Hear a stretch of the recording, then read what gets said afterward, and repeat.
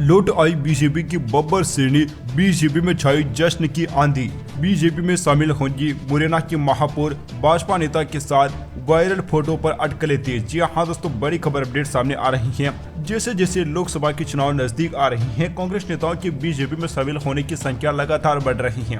मध्य प्रदेश कांग्रेस के नामी चेहरे भारतीय जनता पार्टी का दामन थामने लगे हैं। अभी कुछ दिन पहले ही शिवपुरी से कांग्रेस के पूर्व विधायक और पूर्व जनपद अध्यक्ष पारस राउत के बीजेपी में शामिल होने के बाद मुरैना से कांग्रेस महापौर शारदा सोलंकी के भी अब जल्द ही भाजपा में शामिल होने की अटकलें लगाई जा रही हैं। साल 2022 में मुरैना जिले से महापौर के चुनाव में शारदा सोलंकी ने कांग्रेस की तरफ से जीत दर्ज की थी। अब जब लोकसभा के चुनाव नजदीक है, तब उनके बीजेपी में शामिल होने के इशारे साफ दिखाई दे रहे हैं। शारदा सोलंकी ने हाल ही में दिल्ली पहुंचकर केंद्रीय मंत्री ज्योतिरादित्य सिंधिया से मुलाकात की है।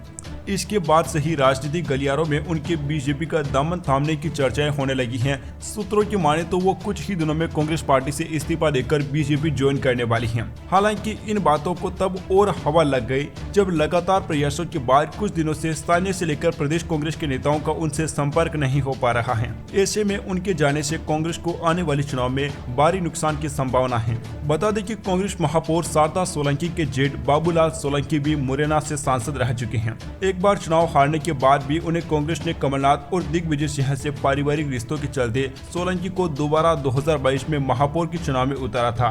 शारदा सोलंकी चुनाव में बीजेपी कैंडिडेट से 14,684 वोटों से जीती थी और कांग्रेस को यहां जीत दिलाई थी।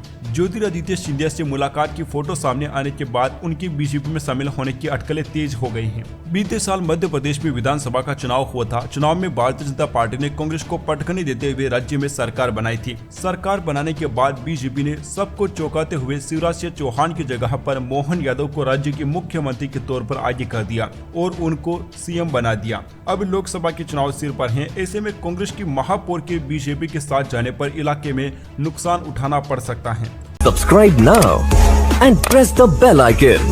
Never miss an update.